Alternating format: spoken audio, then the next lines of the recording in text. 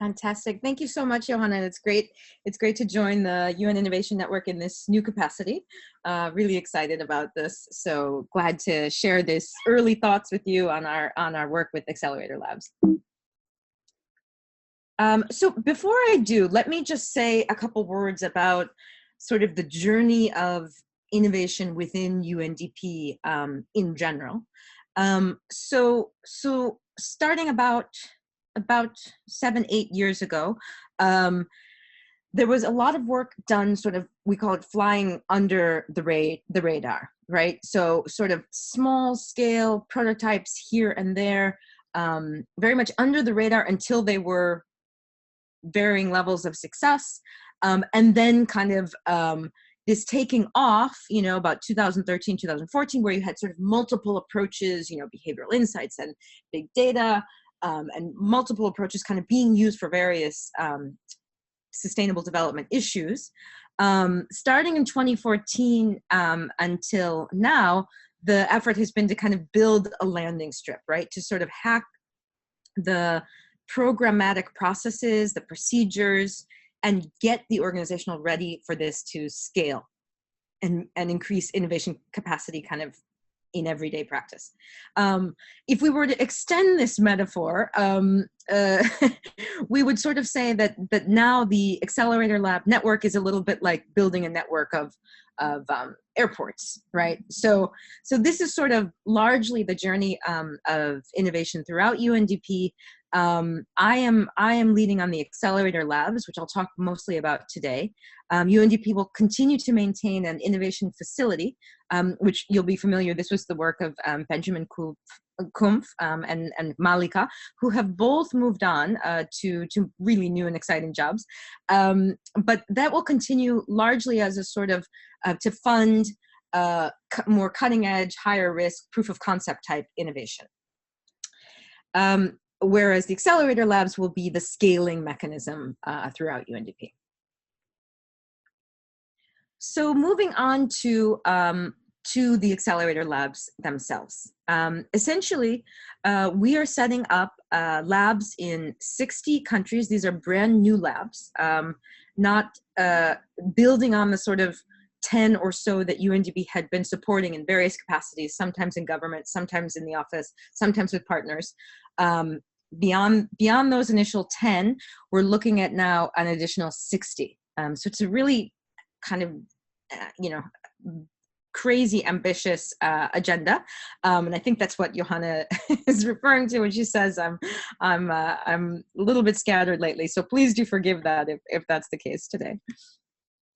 So what I wanted to talk about today was a little bit about this idea of creating a network of accelerator labs, specifically the problem we are trying to tackle with these labs, and then how we are planning to work through the labs. So first, just to say, so these are the 60 that we're planning to set up. 34 of them are on the continent of Africa. So this is a major investment there. We have 10 in Asia, 10 in Middle East and Northern Africa, 6 in Eastern Europe and Central Asia, and 7 in Latin America. So here's the list, and we're very grateful for the support from Qatar and Germany as initial strategic investors in this effort. So to talk a bit about the problem that we're solving, let me start with this question we're calling the relevance question. So just to offer a few examples, UNDP, of course, has been working in governance areas, in rule of law, access to justice, social cohesion, sometimes electoral support for many years. What we're seeing now are sort of accelerants to challenges that we're facing in those areas. So here you have you have some coverage by the New York Times of a home that was destroyed by a mob in Sri Lanka. Facebook was accused of accelerating the violence in that context. And we know that the response of Facebook is to set up thousands of sort of hate speech monitors who have 2 to 3 seconds to determine whether or not something constitutes as hate speech or not, right? So this is sort of this completely new aspect to an older challenge, whereby it's completely in the private sector, it's completely unregulated, yet it has an enormous impact on social stability and even people's safety. In other news, in November, this came out that China was able to have genetically engineered the first baby to be immune to HIV. And of course, this poses a whole new set of ethical questions, social questions, economic questions related to this story that when we look at our program in UNDP, we don't know how we respond to this, how we would respond to this, or how anything we do relates to this. Third example here is on air pollution, right? So this is sort of pairing up two pieces of information. One is that air pollution actually now is proven to be linked to diabetes. It's linked to lowering levels of IQ. It's almost, high levels of toxic air are almost like having lost a year of education. Meanwhile, we're also learning that air pollution can transfer intergenerationally and be found in mothers' placentas for their babies. So again, when we look back at our programs about social inclusion, economic development, and sometimes even health systems that we do in cooperation with other agencies, the question is, how does any of that address this completely new breed of problem, right? It's an old issue which now takes on new aspects and effects. Last example here is just to talk about the so-called deep fakes. So these are like AI-generated synthetic media that can more or less make a video, you or I do anything that they want us to do. So there's this sort of, many people say we're living in a sort of post-fact, post-truth age. A lot of the questions of sort of, evidence-based policymaking are completely being questioned because it's not just what you believe should be done versus what I believe should be done. It's actually what we both believe is truth. So when we look at our programming, and actually the work of the governments we work with in many cases, we see this gap emerging, right? This gap in relevance. So if you look at the dotted line, the sort of straight dotted line at the bottom, right? This can be thought of as kind of current public sector practice, right?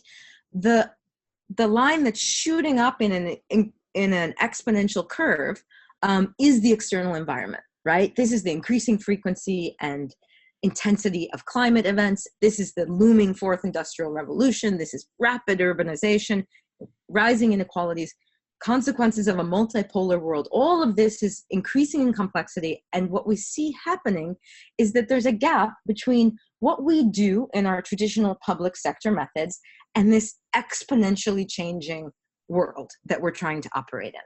And the gap is not only large, it's growing.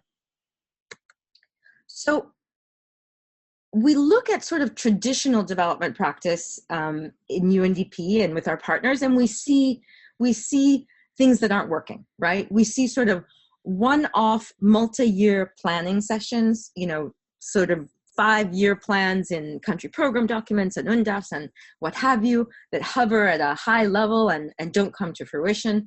We see great analytical assessments that actually don't lead to action. We see trainings that don't lead to behavior change. We see awareness campaigns that don't actually get at what makes people change what they do. We see sort of single point solutions of a mobile app or more data that don't address this exponential change, and they contribute to this relevance gap that we're seeing. The same applies when we look at lab approaches. So labs are not a silver bullet or a panacea either. There's an awful lot of trial and error, kind of one-off scaling if labs are lucky. There's also a tendency for them sometimes to turn into delivery units, whereby they sort of replace line ministries and kind of push actions from, let's say, the Prime Minister's office, but they don't question the agenda. They don't question the issues that are on the table. They just move things quicker by doing it directly rather than fostering collaboration among the ministries. Sometimes they're not close to the center of power. Very often there's a very limited connection between the kind of social innovation experts and the people who know climate change and gender equality and health, and the actual problems we're trying to solve. So we kind of operate in these different worlds. And then very, of course, weak integration between sort of, there may be pockets of good work at the city level, but it doesn't rise up to the national level.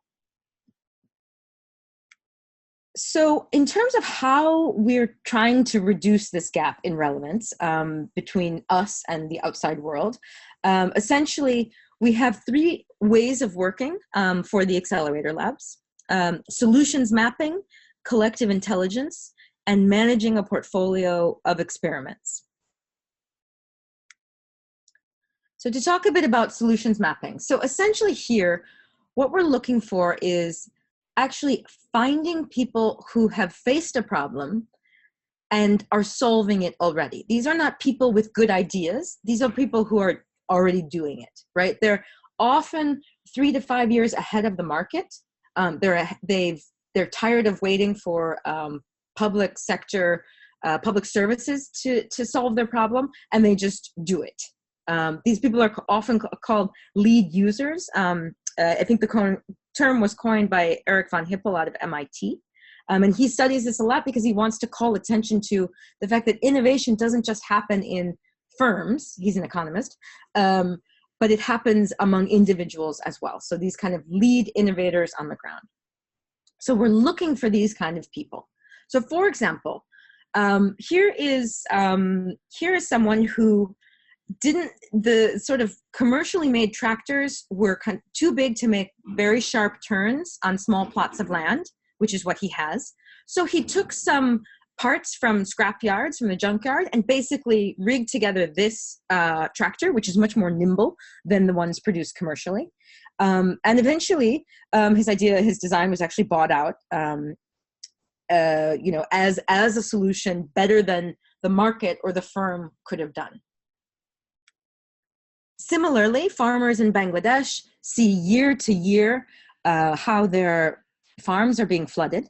And they developed a way to secure the plants, secure the crops enough, but then secure them to these sort of strips of land that can actually float. So when the flooding comes, as it always does, and they know it's going to come, the farms move, but they're not destroyed. They sort of rise and ebb and flow with the floods. It's these kinds of lead innovations, these solutions by people who are facing the problem that we're going to go out and look for in our accelerator labs. And finally, this is a very different kind of example. This is a woman named Dana Lewis. She has type 1 diabetes. She also happens to be a heavy sleeper. So she's got an app on her phone that wakes her up. It's a glucose monitor app, and it wakes her up in the middle of the night when her glucose goes too low. The problem is she's a heavy sleeper and she lives alone, and it wasn't waking her up. So she's also a coder. So she thought, let me just try and fix this. Let me try and make this alarm louder. And she did. And sort of by accident, she ended up realizing that, oh, this is great. Now the alarm goes off louder with my glucose monitor, but it's not connected to my insulin pump. So it'd be really great if I could kind of close the loop and connect these two devices, which was 3 years ahead of the market. Now she has no interest in selling this, right? She just wants to live her life better, and she wants to help people who have this type of diabetes live their life better. So it's a fascinating interaction between her open source solution and the regulatory market here in the US, because the Food and Drug Administration doesn't regulate anything that isn't for commercial use. So here you have this sort of open source cutting edge solutions, which is stifled by the policy environment. So that's largely solutions mapping. We're going to go out and look for those kinds of people in sustainable development. The second way of working that we're going to use in the Accelerator Labs is managing a portfolio of experiments. So here is where we want to choose a problem and come at it with multiple different approaches, rather than just one single point solution that we would assume would be kind of a magic bullet solution, but rather to hold multiple different options in play, attacking the same challenge. And so this is basically changing the way strategy is thought of, right? From, a good strategy closes a few doors, right? Because you make a decision and you do it. This is a change in how people see strategy to be a sort of portfolio of experiments that evolve over time. We see this at work in Finland and in Chile, where they're working with experimental approaches in government and portfolios of experiments. And finally, the third protocol that we're going to be working with through the Accelerator Labs is collective intelligence.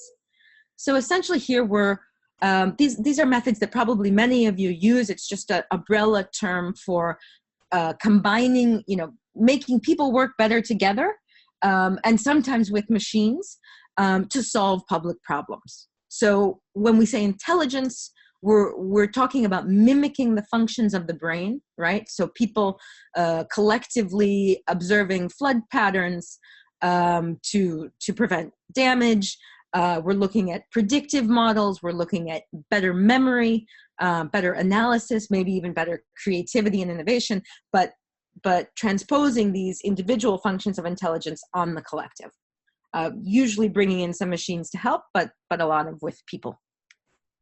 So essentially, the collective intelligence, what it's for, the framework we're using is from Nesta. So we're trying to do 4 things with this collective intelligence. So starting up here, going around clockwise, so starting up here at the top, we're trying to get a better understanding of the facts, data, and experiences, right? So using sensors, using mobile phone data, more real-time understanding of what's going on, more granular understanding as well, using ethnography and thick data. Then moving around clockwise, we're looking at also a better development of options and ideas to solve those problems that we now know more about. So here you're looking at crowdsourcing, challenge prizes, also solutions mapping as a way to find out different ways of solving the problem. Thirdly, we're looking at more inclusive decision making. So looking at approaches such as is used in Paris by the mayor, whereby she put aside a few million euro over several years, saying this money will only be used as determined by citizens, right? So how do we sort of move this better understanding of facts and new ways of doing things into actual decision making? And then finally, over here, at what is that, 9 o'clock, looking at better oversight of what is done in the public sector. So in our terms, this means sort of more real-time situation analysis, changing what we do in terms of results and where we put our money based on collective intelligence and collective input, and then ensuring more public accountability through our monitoring and evaluation efforts. So in terms of what's next, we are hiring. If you go to acceleratorlabs.undp.org, we would love help spreading the word on this, because we're really trying to find some unusual candidates in these 60 countries. These are all national level positions. So we're hiring heads of exploration, heads of experimentation, and heads of solutions mapping. And really, anyone you know, please do refer them. This is a genuine and open hiring process.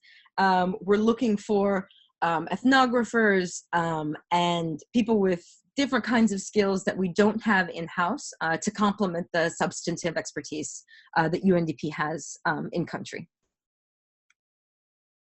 And just finally, just to close with how we can work together, again, we would love help with the recruitment process. We're really trying to sort of make the recruitment process our first sort of, process innovation, if you will, modeling after Amazon Web Services that started as an internal mechanism for better data sharing in Amazon, and then ended up being, a huge company. But we're really trying to innovate the way we do recruitment. So we do need innovation experts who can help us assess people's skills and whether or not they have the right profile and values and way of working that we're looking for.